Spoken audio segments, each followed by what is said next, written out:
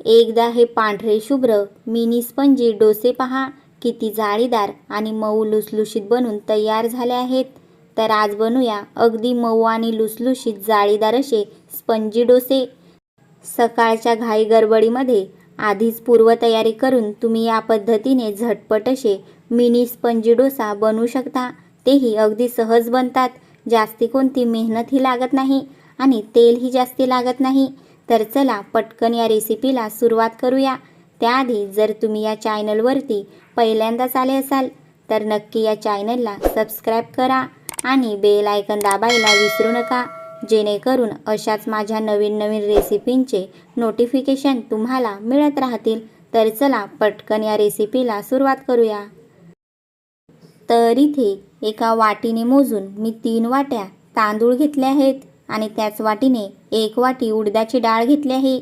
सगळं स्वच्छ धुवून 5 ते 6 तास चांगलं असं भिजवून घेतलं. तुम्ही या ठिकाणी कोणतेही तांदूळ वापरू शकता. राशनचे तांदूळ वापरले तरीही चालतील. डाळ तांदूळ जर तुम्ही एकत्र भिजत घातले तरीही काहीच हरकत नाही. आता एका मिक्सरच्या भांड्यामध्ये डाळ घालून घेऊ आणि अगदी बारीक असं बॅटर तयार करून घेऊ.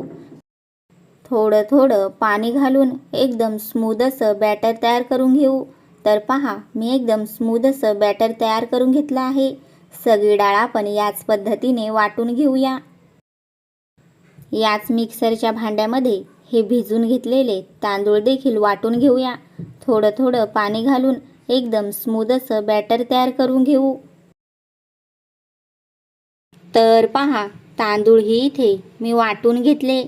सगळे तांदूळ आपण वाटून घेऊ. आता या डाळीच्या बॅटरमध्ये हे तांदळाचे बॅटर देखील ओतून घेऊया.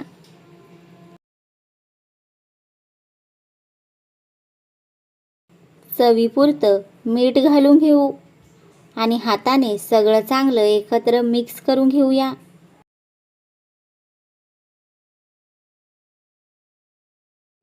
तर पहा, बॅटर मी इथे चांगलं असं मिक्स करून घेतलं आहे.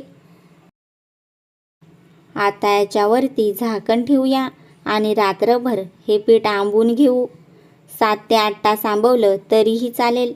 तर पहा, रात्रभर इथे मी पीठ झाकून ठेवलं होतं आणि पीठ चांगलं आंबलं गेलं आहे. तुम्हाला ज्या दिवशी हा नाश्ता बनवायचा आहे त्याच्या 1 दिवस आधीच हे बॅटर तयार करून ठेवायचं, म्हणजे बॅटर सकाळपर्यंत चांगलं आंबलं जातं आणि सकाळच्या घाई गडबडीत हा नाश्ता झटपट बनतो. तर पहा, बॅटर किती छान असं आंबलं गेलं आहे. या सगळ्या बॅटरचे मी इथे डोसे बनवणार नाही, अर्ध्या बॅटरच्या मी इडल्या बनवणार आहे. म्हणून जेवढ्या बॅटरचे मला डोसे बनवायचे आहेत तेवढं बॅटर मी एका भांड्यामध्ये काढून घेतलं. त्याच्यामध्ये थोडंसं पाणी घालून अशा पद्धतीने बॅटर चांगलं मिक्स करून पातळ करून घेतलं आहे. तुम्ही इथे बघू शकता या पद्धतीने. गॅसवर एक तवा ठेवून घेतला. तवा 2 मिनिटं मीडियम फ्लेमवरती गरम केला आहे. आता तव्यावरती डोश्याचे बॅटर ओतून घेऊ आणि चमच्याच्या मदतीने अशा प्रकारे थोडं असं पसरवून घेऊया. आता दोन्ही साईडने डोसा चांगला शेकून घेऊ. वरून थोडंसं तेल सोडून घेऊ आणि दोन्ही साईडने डोसा चांगला शेकून घेऊया. हा डोसा तव्याला थोडा देखील चिटकत नाही. अगदी सहज हा डोसा तवा सोडतो. तुम्ही इथे बघू शकता, डोसा तव्याला थोडा देखील चिटकलेला नाही. दोन्ही साईडनी डोसा चांगला भाजून घेऊया. तर पहा, इथे स्पंज डोसा बनून तयार झालेला आहे. किती जाळीदार बनलेला आहे. आणखीन एक डोसा मी तुम्हाला इथे बनवून दाखवते. सकाळच्या घाई गडबडीमध्ये अशा प्रकारे पूर्वतयारी करून तुम्ही झटपट हा नाश्ता बनवू शकता. अगदी सहज बनतो आणि चवीलाही छान लागतो. तर पहा, किती छान असा डोसा बनलेला आहे. सगळे डोसे आपण याच पद्धतीने बनवून घेऊया. तर तुम्हाला माझी ही रेसिपी कशी वाटली मला नक्की कमेंट करून सांगा.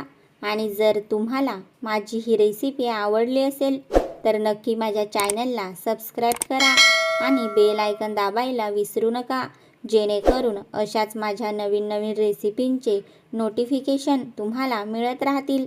तुम्ही इथे बघू शकता, किती मऊ लुसलुशीत आणि जाळीदार हा स्पंज डोसा बनून तयार झालेला आहे. कितीही चुरघळा तरी हा डोसा तुटत नाही.